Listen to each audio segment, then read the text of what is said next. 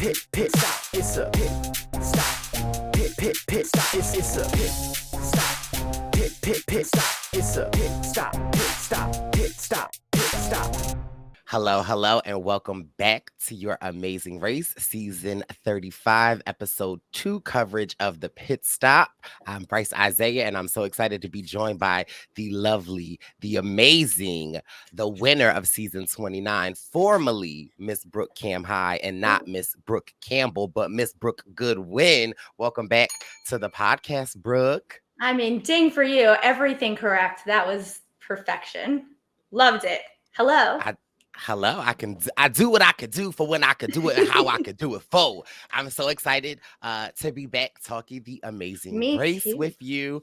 We just had a long week, right?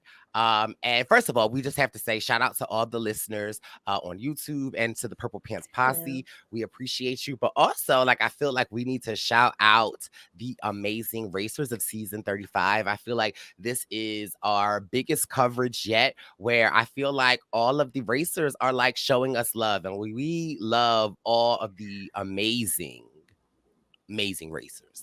They're so amazing. We even got to meet some in person, and it was truly amazing. Oh, we cute. We cute. That green is everything. Oh my God, you popped. It's perfect. You know, I had to try. I knew Morgan and Greg were coming, and I just have to say they are the most nicest, beautiful human beings ever. Morgan is just Morgan is exactly who I thought she would be. Amazing, funny, and Greg is even more amazing in person. So I had so much fun meeting them at the Brice and Win welcome party in New York City last week. And yeah, just shout out all of the people that are listening. Shout out to our Philly Johns in the building. You know, I love Corey and Rob. But again, I just love this season of Amazing Race because I think the people are amazing and the episodes are super good. What's your take, Brookie? It's good. It's just, I'm so not used to just being positive all the time. I think not only are you rubbing off on me, but the editing, the tasks, just the whole vibe of season, I can't believe I said vibe, of season 35 is awesome. It is back to its basics. It's with the travel and the flights and just the way it's being shot and the way it's being captured and the fact that we're learning a little bit more about the teams. I mean, I'll find something to complain about, I'm sure. But I'm not even sure what it is right now because everything is just so good. And I have to say, the thing I love about it's Survivor too, but The Amazing Race, because that's the show that I was part of, is everyone is so into just meeting each other and everyone is so kind and everyone is so fun. Morgan and Greg, who came out this week, they are just hella fun. They were just so happy to be I don't know how long they last or how long we're going to watch them, but you know what? Nobody seems to care. Even the people who are already gone are so friendly and just excited to have been a part of it that I mean, it's just such a blessing to be part of the community of people. And this week was especially fun because I got to see so many of my friends and new people who will definitely become friends here in New York City. So if come out, meet us for fun. Yes. Nice. And I feel sometimes Amazing Race doesn't do them justice. I knew Morgan was beautiful, but seeing her in person and radiating and her little jean set. And again, I feel like I created my Zaddy calendar for Survivor. And of course, with Lewis, Mr. May, it has grown so much. And I feel like after meeting Greg, I feel like the TV doesn't do Greg justice. Because I feel like seeing Greg in person, I was like, well, hello, Zaddy. And so, yeah, it's just, I love just the community that we're growing. I love CBS committing and honoring their word of 50% BIPOC. Yes. And I feel like we are just getting better people. And I feel like the 90 minutes, I was nervous, right? Because sometimes it's I always haven't been the biggest Amazing Race fan. But honestly, it's 90 minutes isn't enough for me. Give me 2 hours at this point because why stop at 2? So give me 4. No, please don't give me 4. It's too much to take notes on. I pause a lot. 90 minutes takes me 3 hours. You would be writing a thesis statement if it were 4 hours. I've got 10 pages on 90 minutes. I can't. Imagine. I will say the thing about the 90 minutes is some shows, I won't name the names of those shows, but there are shows where if you go more than an hour or even a half hour, they just feel like they're dragging. It repeats itself. You're seeing the same clips over and over again, blah, blah, blah. But what they're doing so well with The Amazing Race is they are giving you backstory. They are giving you just additional information that we haven't gotten in recent seasons, or really, you know, a lot over the course of the series, where you're getting to know the people better, which I think is great, because sometimes, especially people online who don't know you at all, will make assumptions about you and who you are outside of the race. And I think that, you know, you're not going to know everything about these people, but you're getting more of a feel of them as humans, as opposed to just characters and people running from one country to the next. So big fan, excited that the entire season is this long. Yes. And I also feel like with the 90 minutes, it gives the editors a better job of editing, because I feel like in previous seasons, it's very obvious who's going home, right? But I feel like from the 90 minutes, you know, in the first 20 minutes, you could feel like, uh-oh, they're in trouble. Then 40 minutes into it, you like, oh no, it's switching. Then 67 minutes into it, you like, oh Jesus, what's happening? And then at like 88 minutes, you're like, okay, I kind of figure out maybe they're going home, but I didn't see it in the beginning. And so I love that. And because we love our listeners and our viewers, I was reading some of the YouTube comments. Shout out to y'all. One of our girls from the Purple Pants Posse, she was like, it's so many teams with 13. It's so and many teams. It's a lot, but I love it. Yeah. Oh, me too. They were asking if we could show some images of the team to help, you know, guide our discussion. So, you know, you ask, we deliver. Yeah. So listen, let's get into some of these teams. Let's hope I get them all right. Apologies in advance. Okay, I could do this. You got Greg and John, the brothers, who are currently sitting in third place. You got Rob and Corey, father and son. He is deaf, and his son is a child of a deaf adult. So yeah, they're great. I love them.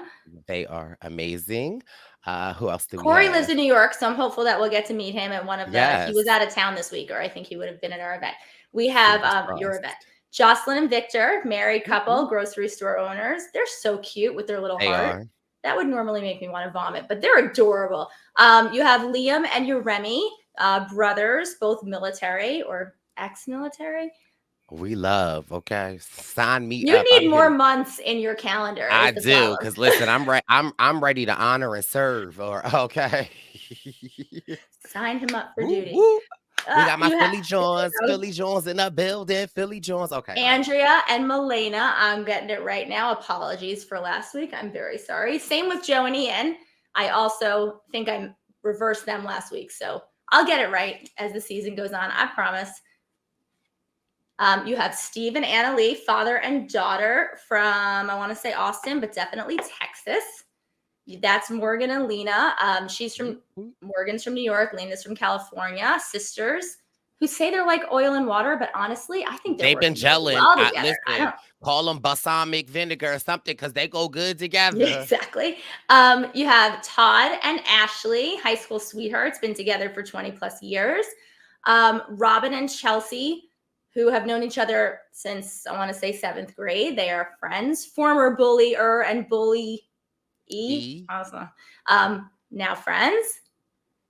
Joel and Garrett, armed forces people, known each other a very long time, and friends. And Elizabeth, and I scared him off. Elizabeth and Ileana, mother and daughter, although honestly look like sister and sister. How did you? And I think you did amazing. So now we know our teams. And again, shout out to the posse for requesting some more info, and we got you. Yeah, ask questions. I like to really answer questions. Yeah. So yes, let's get into chapter 2 of Brooke's notes from Amazing Race season 35, episode 2. Okay. I didn't mean to cut you off. Please. No, continue. I was singing.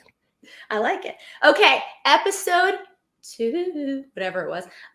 We have 12 teams left. They're staying in Thailand this week, which normally, you know, I don't love when they stay in the same country, but I do love when you see a very different part of the same country. And that's what we saw this time. So first, and I just want to shout out to Alexandra and Sheridan, because I think I might have been a little bit hard on them last week. Was I hard?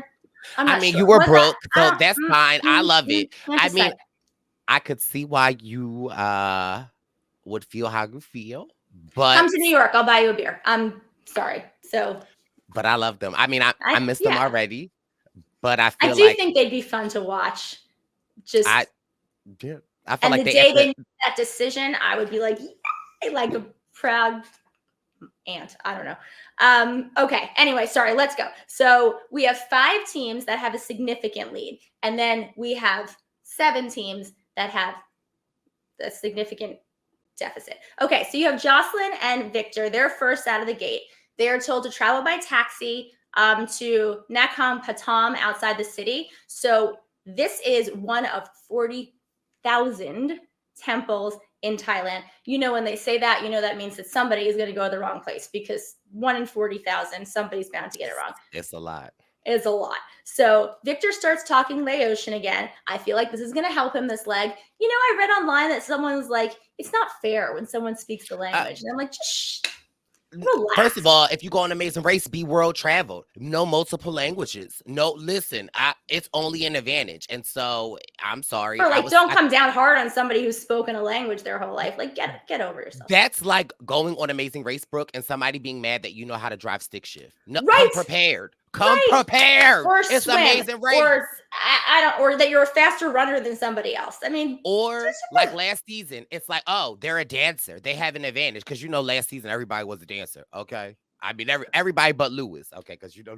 Okay. I mean, he was pretty good. I mean, he was pretty good.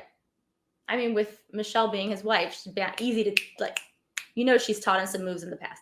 Okay, so they talk about how they're celebrating 20 years together. I'm cheering for the Gen Xers because we're the same generation. And then the thing that I love this season, because sometimes they stopped doing it, and I hope they do it the entire season, is they will tell you the time the first team starts, and they'll give you the start times for all of the teams. So we get to see, and I'm told that this season, there are a lot of times where it's going to be very, very close at the mat.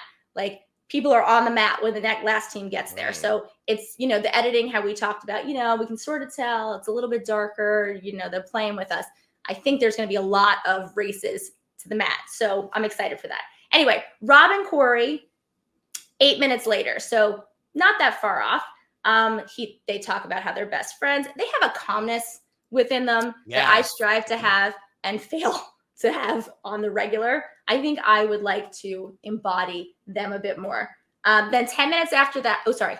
No, I was going to say it's funny because their calmness, but it is, although Rob may be deaf, out of Corey and Rob is by sure the loud one, right? Like, I feel like his energy, his like it just radiates through the screen, and I just love it. Like, I mean, don't get me wrong, I love Corey, right? Like, shout out to Corey, but Corey, your dad might be climbing up my list of like my favorite people this season, because it's just like there is a calmness about them, right? I think that Corey brings the zen and the calm, and I feel like Rob bring the party, Rob bring the let's go. So I agree. When he's signing, like, everyone's passing us, like, I feel like I can feel him screaming through the sign language, and I like the energy that he brings. It's a little bit of Brooke energy with the why are we not moving? Anyway, okay, so 10 minutes after that, you have John and Greg, the brothers. They talk about how they got directions before they left the pit start. I'm going, oh, so smart. Very, very smart. Except they got directions to the wrong temple. So, here's my thing. Somebody. Yeah. So whose fault is that? Is that the racer's fault, or is that the taxi's fault? And is it really then your fault, because you need to make sure that you are telling them and they know where you're going? But I feel like in that heat of the moment, when it's like, we gotta go. Do you know where this is? Let's go. I think it sort of depends. Did you go up to your taxi driver and pronounce the place of where you're going and not pronounce it right? Was it written phonetically? Was it written? It was written in English. So I will say that when we went to Vietnam, it was the hardest place to communicate. And that's our fault. I mean, I should speak Vietnamese. I don't. So it's on me. But it was Asian languages are so much harder because if you go Spanish, Italian, all of those languages have like a root that's the same. When you get into the Asian languages, it's so hard to communicate if you don't have a background in any of those languages. So I can't really blame them. People, you know, it's lost in translation. It's a thing that happens. So I'm glad that they were in the front group. I'm glad that they had a lead, because while they did go to the wrong place, they ultimately got to where they wanted to go, and it didn't really cost them. So That's what's happening with them. Morgan and Lena were 11 minutes after that. They let us know that the express pass needs to be used by leg 4. In my season, it was by leg 5. Then they say, we hope to wait till leg 4 to use it, which of course makes me believe, oh crap, they're going to have to use it today because foreshadowing. Right. But they don't. I like that the race is messing with me a little bit because I think I know exactly what's going to happen, and they don't. I like when I don't know. I like when I'm surprised. And then you have Todd and Ashley who are like 5 minutes later. They're confident. They're relaxed. And then she goes, but that could change quickly. I really like them. They have grown on me so much in just 2 episodes. Not that I didn't like them to begin with, but when he's joking around on the tightrope and I'm like, just focus. I think they have a new focus, and I like that. Okay, so they get to the roadblock. Jocelyn and Victor are first. I'll say that this episode, I think only one team actually moved positions from where they started the leg at. And I didn't feel like it was so linear. There were so many lead changes as the episode went on, and yet it still sort of worked out to the same as how it started. But I felt that it was great. You could see the teams were seeing each other. They were passing. They were getting this one's in front, this one's behind. And it was a really, really good one. So it says, who has a green thumb? What you have to do is become a Lotus farmer. Okay, so wade through murky, muddy water filled with lizards and catfish and create catfish. Those catfish were massive, and create 2 bundles of bulbs of similar size that are not in bloom, wrapped in leaves in this formation of 3, then 4, then 3. Very specific, and have it wrapped in bamboo ties, right? So I will say the other thing is I like that they showed us there were these humongous lizards, like monitor lizards, like swimming through the water. And it reminded me when our first leg, we were in Panama, right? And we had to do this kayaking roadblock. And they had crocodiles in the water, which I didn't know until after the fact, right? And so some of the teams were capsizing. We did not, thank goodness. But they called the challenge at dusk. And we were told, it was for like safety purposes. And, there was it timed out. But it turns out the crocodiles start to get active at dusk. And so it was safety. They had to stop the 2 teams that were still there and not let them finish the challenge so as to not become crocodile food. So did they end up getting a penalty for that, or like what happened? How did they? What happened was, yes, the first leg of my race was a little bit wonky because one team finished first, and then there was a penalty because they didn't finish that challenge. But I still stand by they couldn't finish that challenge because the challenge was stopped due to darkness. But that team, another team got more lost than that team. And so whatever, but they did call it off. I have a thing. I don't know how you feel about this against like water where you can't see what's beneath you. I don't know. I'm a Pisces, so I love water, but I feel like on some of the teams when they were like, I hope it's not any crocodiles, and then they show that crocodile. Yeah, that's a little scary. Now, I might have liked the catfish bumping up against my booty a little bit here and there, like, ooh, okay, nice little surprise. But that would have scared me. For this challenge, though, I had my Brooke Goodwin hat on, right? Because immediately when the episode starts and they're showing them, before they even said the roles, I was like, I paused it because I was like, this has to be important about how the roles are put together. So I immediately, in my mind, I'm playing a race with them, right? So I immediately was like, this is going to be important, not just like putting it together and getting it tight, but I was like, look at Brooke in my mind when I'm watching this. Another hilarious part for me was like as the teams were getting there, and of course when everybody gets in their taxi, they're like, go faster, we gotta go fast, child. Rob was like, those cars are going fast, we're not going fast. And mind you, I love how Corey's just like, Rob was so like chill, he needs to speed it up. I'm like, Rob, I am with you. Agree. I can feel like he's yelling through the screen, and I like that. I'm very, very into it. And dare I say, I think Brice is becoming a super fan of The Amazing Race. He is studying the tape. You are studying the tape as a super fan. The leaf would have got me, though, because I was unsure about how you actually get the leaves. And some of those leaves on those teams. I think they started giving it after a while. Garrett and Joel. Joel. And was it Joel that did the race? Joel that did it, right? or was it Mhm. Garrett? Mhm. I was like, when he was Garrett. putting his bouquet, I was like, Yeah. Garrett, where's the rest of the leaf? Like Garrett was like, I was like, oh my God, but okay. Go ahead. So, okay, so at this point, the rest of the teams are just starting to take off, right? So Steve and Annalie, it's their last hurrah to do thing. This is a father-daughter, Joel and Garrett. They're staying positive. Their driver doesn't understand a word they're saying. And the driver's laughing. They're laughing at the driver laughing, who's laughing at them for it was just, they're very cute. This is where Greg and John arrive at the wrong temple. So they did lose some of their lead, but they do challenges quickly. So then you have Liam and Uremi, who are still grateful and positive, and you think it would annoy me, but it doesn't because I really like them. Joe and Ian, sorry that I messed them up last week. And I think this week, I think when you go to certain countries, you know that there's, especially if you're there 2 legs in a row, there's bound to be different types of tasks. So I think there's going to be something very physical today. They seem very physically capable. They're buff. And so I figure, oh, they're going to do really well. There's going to be some physical challenge.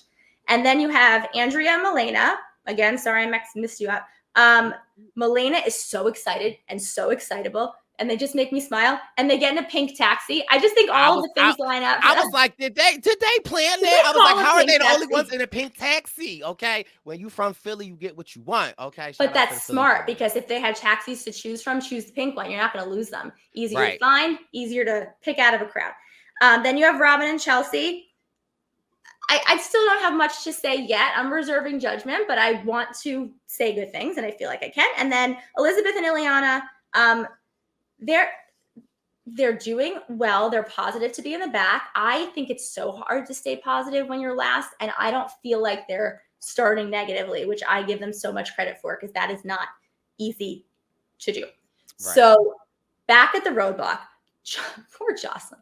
Jocelyn has a smile on her face, even when she's stressing. And then she starts to do what I do, which is just, she doesn't shut up. She just keeps talking and she's trying to talk herself through. And Victor's family's going to be disappointed in me because they do this all the time. And I'm a disgrace and all this. And then this sweet, sweet woman just loses her shoe in the muck. She's one of like 4 people who lose the shoe. And the whole time she feels like she's letting Victor down. And 12 tries later, she gets through 12 tries and still gets out there in first. So you know they're very good with directions, and it's probably a testament to the fact that they speak the language or a variation of the language here. Yeah. You know, at some of these stops, right, I'm very critical because I feel like, for instance, last time at the sword thing, I felt like when the boyfriends got there and they did their sword, I felt like they weren't perfect, right? But they gave them enough leeway. And I feel like sometimes if you do it enough times, they're like, go ahead. I think that happened a little bit here, too. You think so? I think the ladies that were running this one were like, no. I felt like they were the strictest here and I loved it, but also I could just like, again, when all of the teams start arriving and you can see the frustration set in because it's like, I'm not 1,000% sure how to actually do this. And I also thought like when Greg got there, Greg said, again, first of all, Greg and Corey, I mean, maybe I'm a little biased, maybe whatever. I thought he was so smart, right? Because sometimes there is not an advantage to getting there first, right? Exactly. While Greg was putting his bouquet together, he was watching when people were getting denied because they was getting denied left and right because that lady was not playing. She like, listen, I got to sell these bouquets and we ain't just doing this for Amazing Race. And Greg was picking up on that it like wasn't tight enough. I think he focused in on the order and like how the leaf around it. So it's like, again, it's like you read my notes, man. Like you're getting very, very intuitive with this. Super fan. I think that's really important, and it's true. Sometimes there's a demonstration. It behooves you to be first because they start the demonstration when the first person gets there. But if everyone is there and you're able to watch people turn in their product, and he's saying, I'm listening, I'm paying attention, not only to what I'm doing, but what's wrong with other people's. And that is very smart. And he jumped 2 teams. And I think that's how he was able to do it. He got it in like 3 tries, as opposed to, 16 tries. Where's 16 tries up in here? Oh, Ashley got it in 15 tries. Poor Ashley. And testament to Ashley, she was getting frustrated, but she wasn't getting angry. She channeled her frustration really, really well. Oh yeah. I mean, I would have been cussing somebody out. Another funny thing for me is that like when there are multiple teams they're doing it, they're like, I know our partners have to be back Yes. being so frustrated. Not they out there feeding the catfish and they're just having a good time. Corey just throwing the stuff in there and looking amazing. Now, mind you, I noticed something while all the teams were there. Todd and Ashley, right? I'm looking at them, right? Because there is a funny, jokey hee about them, but there also is a competitive nature in Todd. And I don't know if you caught when they were like at the catfish fishing them. Todd was like, you give me that express pass, I'll eat all of this. Bucket. Yeah. And I felt like it was a jokey, but I also but he felt like, done that? I feel like, yeah, he like, and so I love that competitiveness. Like, I love that jokiness, but it's like, hey, like he's in the race nonstop. Like, don't let that fool you. And again, like I said, he is that soccer dad. You know how, like, you know, when I have children and my children are going to be in a lot of different things, I'm going to be in the soccer stand, sipping a little mimosa and a cup, just, you know, go ahead, kids, have fun. Todd is the dad that is running up. Oh, yeah, he's up and down. Like, he's up and down. He yelling at the other kids. He yelling at his kids. He yelling at the referee. Right? Yeah, like, the other you missed it. What are you, blind? Right. Yeah, I can just... The other team wins. The game was so good. He over there celebrating with the other team. The son is like, Dad. So like, there's something about Todd's like energy that I feel like is going to be beneficial for him in the race, because I feel like when I go to other countries, you know, I'm a world traveler. I've been to Thailand. I've been a lot of places, but I love I always like try to learn 4 phrases, right? Like, hello, thank you, how much is? Them 4 phrases can get me anywhere I need to go. And I also love when you go to touristy places and like, you know, like a bottle of juice is, you know, regularly 99 cents, but at the touristy places, they like $55. I love a good haggle. I mean, I love to haggle, right? Like, that's all I got. Then I love the dramatics of it, because then it's like, you're like, okay, well, 10 peso. And they're like, no, I can't do that. Then you walk away and then they follow you. And then they're like, okay, here you go. Like, I feel like that is going to be Todd in this game. And I feel like it might hurt them, but I feel like there's going to be a leg, mark my words, timestamp this, that energy is going to come in and help so much. I hope I mean, honestly, even if it's something I don't need, if it's like a purse that I don't need a purse, and it was like started at $200 and I was like, I got $80. This is what I got. And I get it for $80. I didn't waste $80. I saved $120. Like, that's how I feel. You are speaking my language. I enjoy a haggle so much. Like, a deal I really feel like is my favorite thing in the world. Love a deal. We need to bring that the more haggling spirit to the United States, because I want to walk into the Christian Dior store and be like, 37,000. Well, I got $20. Right.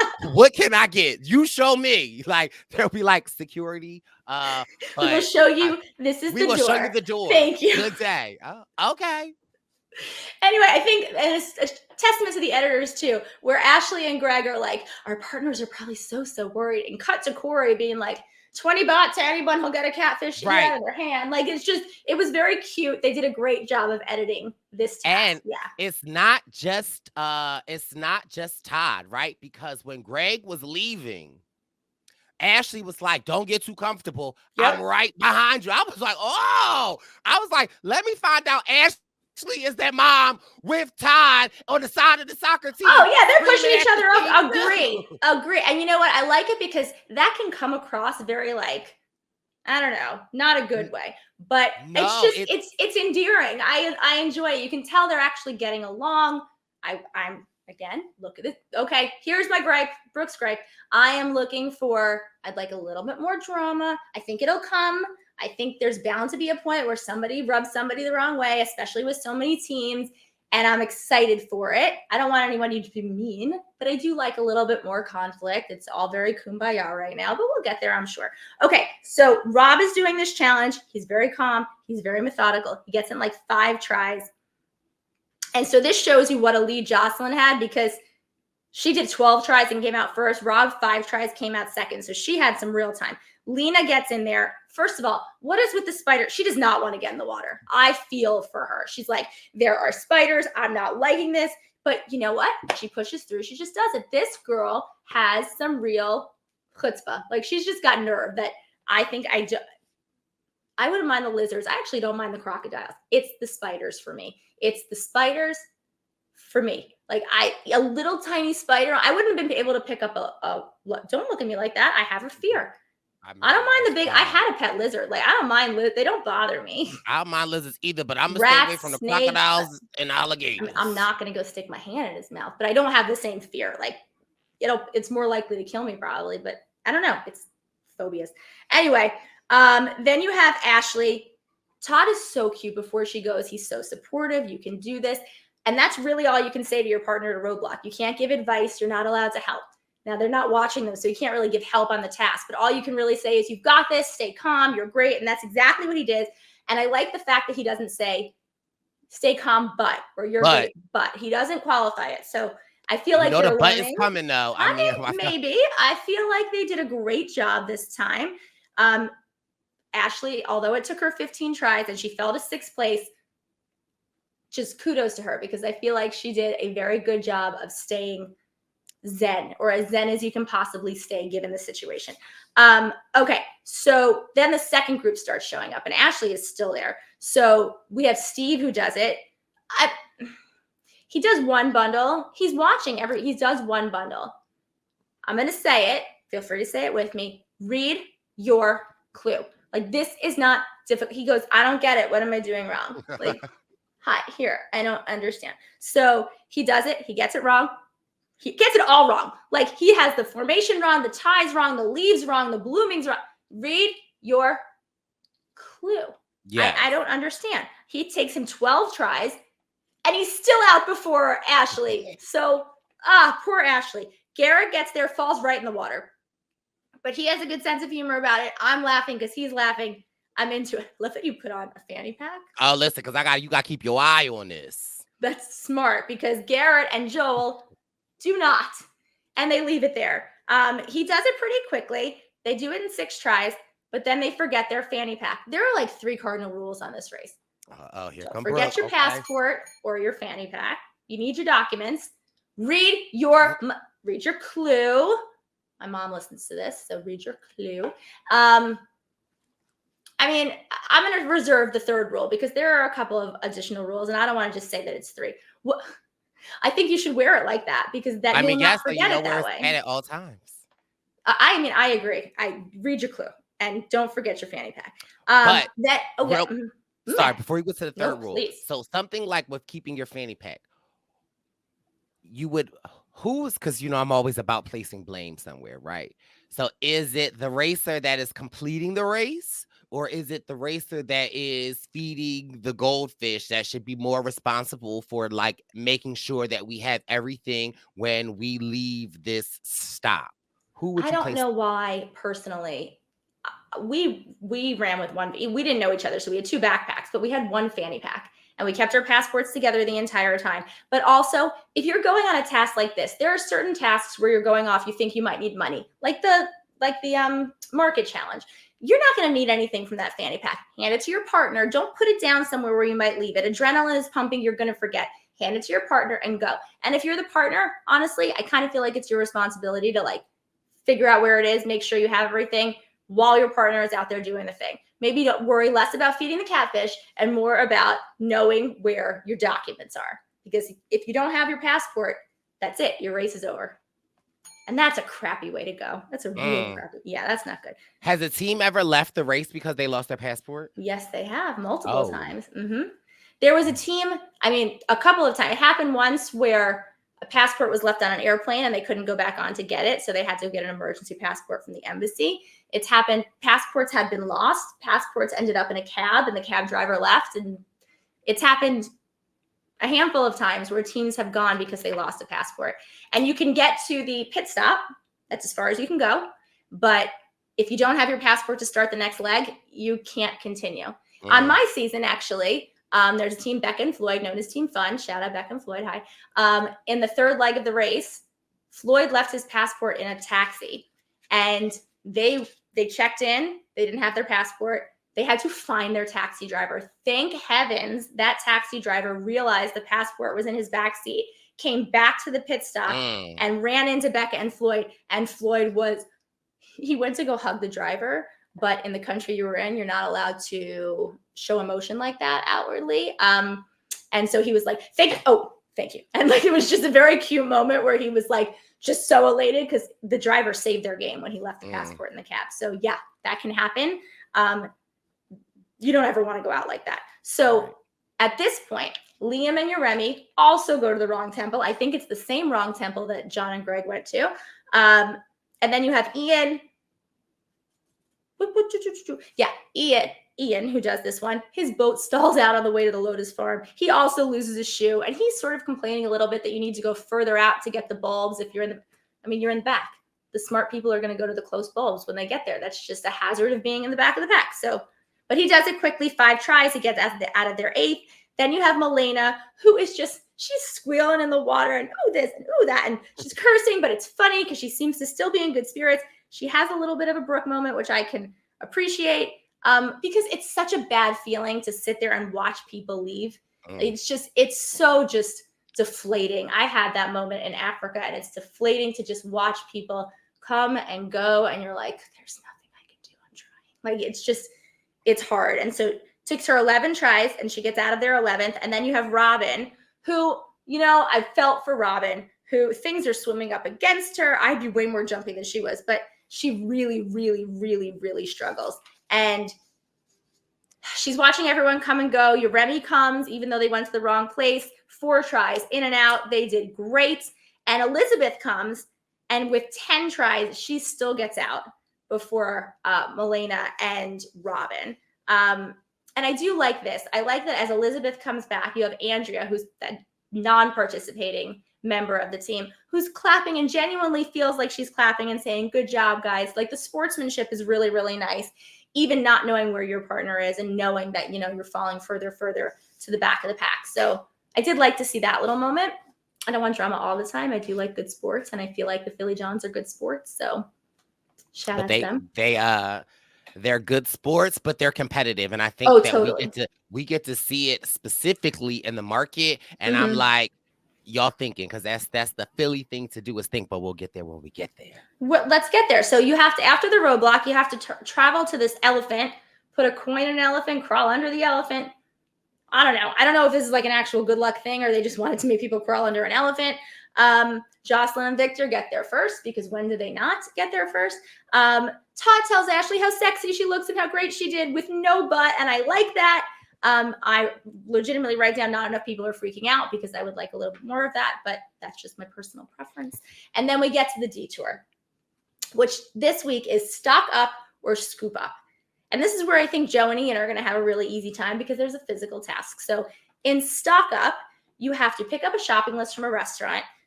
There they are.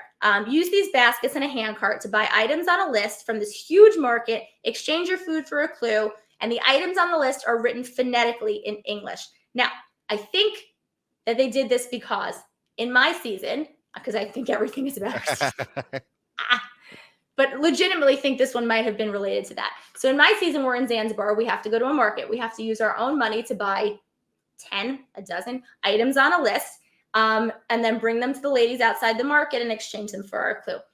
Our items were written in local language, so we couldn't really read them, but the locals could. So you find a local who's super helpful, and they help you gather everything that you need. It was a great hack for that task. It was awesome.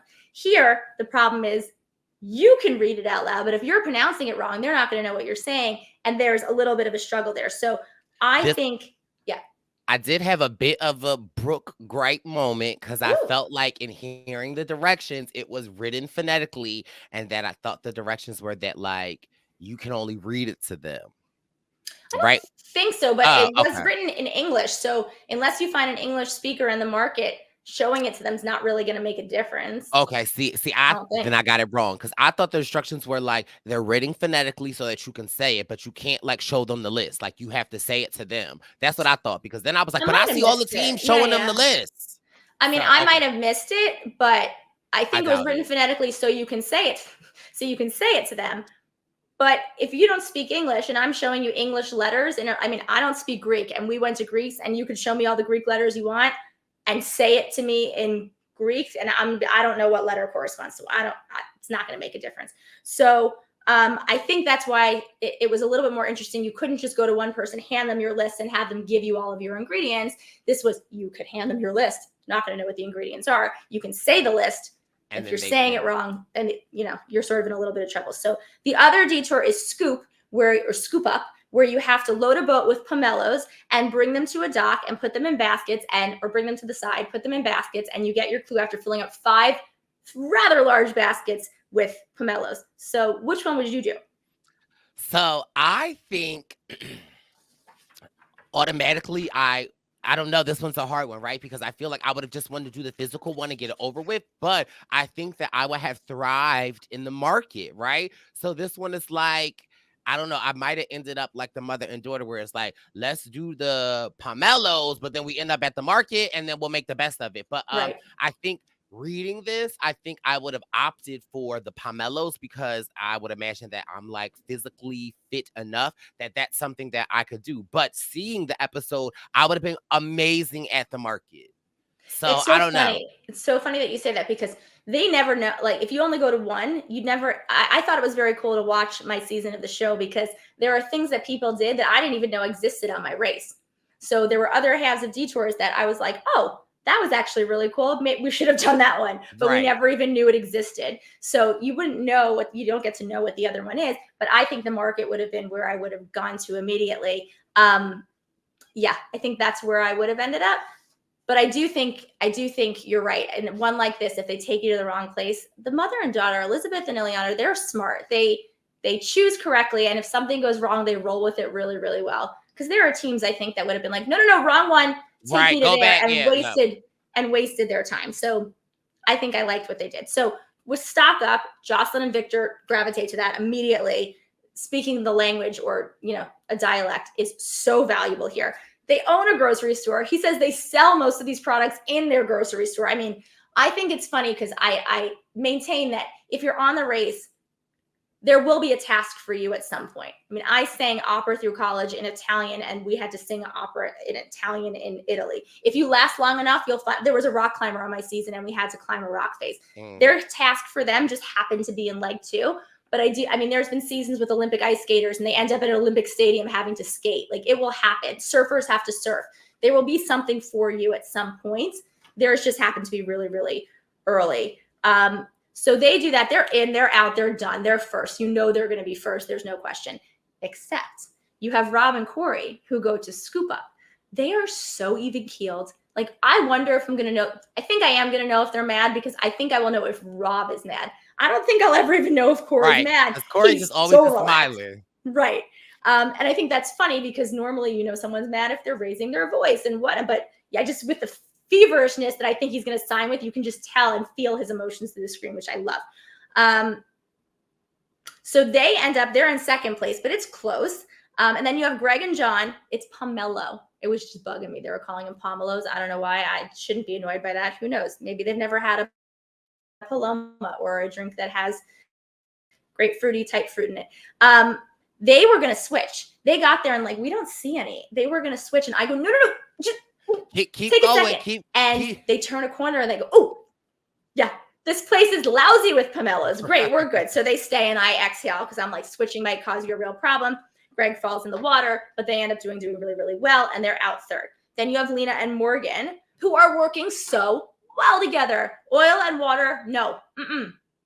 Balsamic vinegar and oil. I think you're absolutely right. Balsamic vinegar. Balsamic dressing, these two. They're doing great.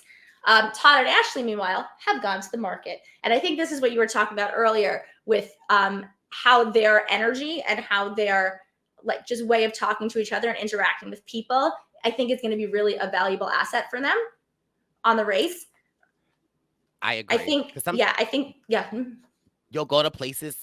Sometimes you'll go to places and you're like, I don't really want to be a tourist, right? Like, I want to, like, when you go to other places, you shouldn't give off tourist vibes. You should, try to fit in. But I feel like in this essence, it was just like, listen, I'm not saying this right. I know I'm not saying this right. Like, I think the more theatrics, the more fun that you have can only help. And it seemed like they had a crew, like, you know, helping them. So I felt like their energy, you're right, kind of was like infectious, and it like helped them excel in this. And to that point, they had a crew. So I actually think this is another task where if you didn't get there first, it actually benefited you, because you know the people who were in that market saw the teams that came before you, right, and know what ingredients those teams needed. And if you got someone who was helping one of those teams around you, they were going to be able to help you a lot more quickly. So I think if you're in the middle of the pack here, I think that actually behooved Todd and Ashley a lot. They end up in 5th at this point because someone had been through before them, who spoke the language, who was able to communicate, who knew exactly what they needed. And I think this is something that Andrea and Milena did really, really well. When they were in there with Elizabeth and Ileana, they're like, I'll have what she's having. Put it in the bag. I want that. I'll take that too. Give me the same thing. And I think that was really smart. You know, there's nothing against, you know, working off somebody else's hard work. But also the Philly Jones, when they were in close proximity, right? They was like, put it in the bag. We don't want them to see what we got. And it's that, like, it's those little subtle things that, like, I love the competitive. And I also think like the brothers, Greg and John, when they were at the Elephant Temple, I think that they saw the sisters coming and they were like, we don't want them to see us. Like, yes, like I love little stuff, like not shady, but competitive. And it's like, you never know what that 3, 4 second, 5 minutes it could ultimately be the end of your race, or you going on to the next level. So I love it. And given how close this season these teams are and checking out, every minute counts. And although they're still kumbaya right now, I feel like we're seeing these subtle little nuances that let us know that, like, there are some players amongst the bunch that are like not they ready to play. So I love it. Put it in the bag. Don't let them see it. Right, exactly. And then so hopping back to Scoop, you have Steve and Annalie. They fall into the trap. So you have to fill up 5 baskets. They're like, let's fill up our boat so much that we don't have to worry about it. Now, the smarter thing to do, I thought about hopping out of my boat and just filling up the boat. I was like, great, now fill the boat and push the entire. Don't put our weight in the boat. Just fill the boat with Pomelos. Like, I don't know, because sometimes there are additional comments that you don't see on TV that says you must stay in the boat at all times unless you fall out. Like, there may have been that. They may not have been allowed to just walk the boat, but the water wasn't that deep. So if it was allowed, I'm going, just fill the boat and push the boat. But they drowned. I was going to say they sink. They didn't drown. Thank God they're still with us. Anyway, good in theory, bad in execution. It's fine. But she is a beast. She is carrying the baskets by herself. Cut to Joe and Ian, who are like big, strong, buff guys. They're carrying the baskets together and they're like, oh, it's so heavy. Annalie is like, I'm here. I've got this. By myself. She is an animal, like in the best possible way. Like, big fan. So Joe and Ian get out of their 7. They do fine. I think they're going to be great. They don't fly as fast as I think they're going to fly, but they stay positive, which is good. You have Liam and your Remy who get there. Their area is just, lousy with Pomelos. They're keeping very quiet. They're doing this competitive thing, so nobody knows where the big stock of Pomelos are in their very Pomelo-y place.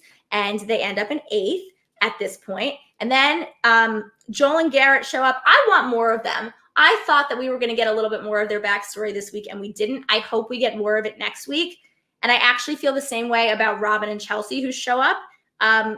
Even though they know they're in the back, they're still enjoying the beauty. That I think they should enjoy it a little bit faster, but they keep calm and they somehow jump a spot.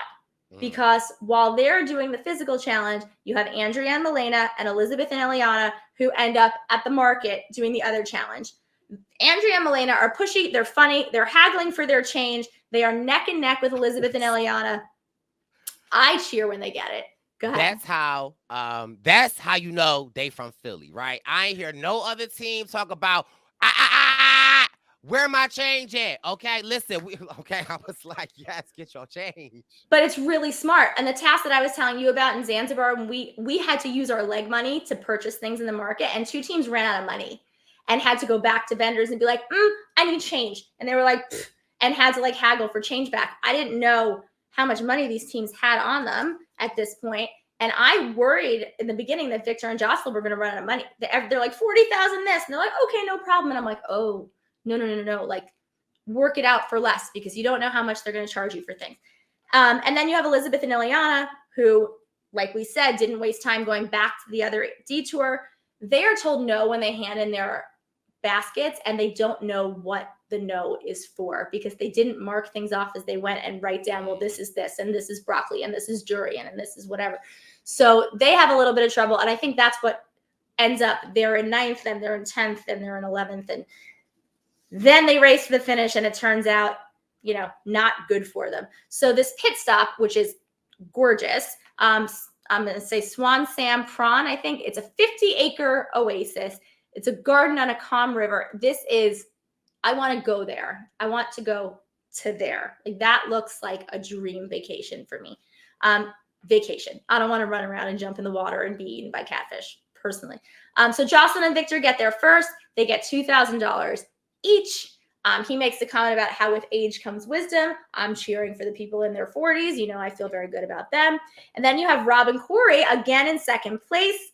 They just make me smile. Greg and John, who, even though they went to the wrong place, race smart, and they're in third. You have Lena and Morgan, the sisters, who you have Team Balsamic Vinaigrette, who are team 4. Then you have Todd and Ashley, who I thought they were going to argue a lot, but they're doing great. Team 5. Steve and Spider Monkey are team 6. She's fantastic. Annalie. Then you have Joe and Ian, Liam and Uremi. They jumped a couple. I think they're the only team that actually switched a spot and jumped a team. Then you have Joel and Garrett, Andrea and Milena. I wonder if the market was further away from the pit stop than the scoop up, because it seemed that they finished before teams that were at the other side, but you have to make your way to the pit stop, and it's a risk you take. Then Robin and Chelsea, and unfortunately, Elizabeth and Ileana. I'm actually sad to see them go. They walk off hand in hand. They're very, very, nobody's blaming anyone. She says she can't get mad at her daughter. She's a little version of herself. And I actually was wishing we could see some more of them, but I think they did great. And I think they really, really enjoyed the experience. So I think they did great as well. With this season, I don't know if I'm going to be content when anyone goes home, because I feel like these are the second team that I wanted to see more of, and that I loved their dynamic. And I loved this episode. I think it was Ileana who really kind of took charge. She was like, you should have been writing this down. We and I love those dynamics. And I love the fact that, because first of all, if that was my mom, right? My mom would have slapped me on Amazing Race right there about who you talk to. But I love the fact that the mom was able to receive this. Like, I love when you see the role reversals, right? Like, where the non-traditional roles where the daughter is stepping up. I also loved with the first place winners of this race. I loved how last episode, Victor was kind of maybe the wink link that episode, but this episode he was the stronger one. And I like how, he didn't do what I would have done, but I would have, rubbed it in their face. But, Victor kind of was just like, I think you blew her that kiss, and all was forgiven. So they're I love all cute. of they really are. They really are. I will say, Jocelyn, when she finished that roadblock with one shoe and just sort of slogged off the dock with one shoe, she's doing well in her own right. I will say the one thing that I found really, really great, and sort of my last thought before we say next week on the Amazing Race, is there have been very few mother-daughter teams. And I think that there is sort of a stigma against women as they get to be in their 50s or their 60s, that they're slower, that they're weaker. And, you're probably slower than you were in your 20s, but I think Elizabeth did such a good job, and I want to clap to her, because I think she showed the Amazing Race that they should have this dynamic more. There should be more mothers with their grown children. I'm not talking mothers of, in their 30s. I'm talking mothers in their 50s, in their 60s, who can do it. And she rocked everything. There was no point where I thought she was the mother. I just thought she was a competitor. And so I think they should cast this dynamic a whole lot more, because mothers are strong in their 50s, in their 60s.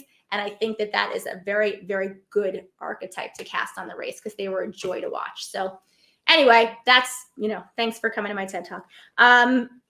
Next week, apparently, the airport drama is back, and I am living for it. we see Jocelyn and Victor, what you see is, oh, so we're last. Like, you cut to them, something's gone horribly wrong. They've made a terrible mistake. I don't know what it is yet. But I'm like, they're in the back. What's happened? And I cannot wait to see what that thing is. So while it might not be with me, Brice, because I might be off the grid for 1 week, I will be excited to discuss it the next time. Well, we'll have to tune in next week and see what happens. But this has been your Pit Stop with Brooke and Brice, covering Amazing Race, season 35, episode 2. Before we go, Brooke, where can the people follow you at if they want more of the former Cam High, but the good with? They should just come to my apartment and we can have a couple. No, don't do that. Facebook is me, my name, and then Instagram is The Real B Cam High. Come say hi if you're on the show, if you want to be on the show. If you think I've said everything wrong, feel free to tell me. Those are the people who tell me more than anything else. I enjoy it and bring it on. So thank you so much. This is, as always, the most fun. I cannot wait to do the next 11 episodes. I love it's an extended season of The Amazing Race with you. And as always, you look fabulous. I try to do what I can do. Well, this has been your Pit Stop. Pit stop. Pit stop. It's a pit stop. Pit stop. It's a pit stop. Pit stop. It's a pit stop.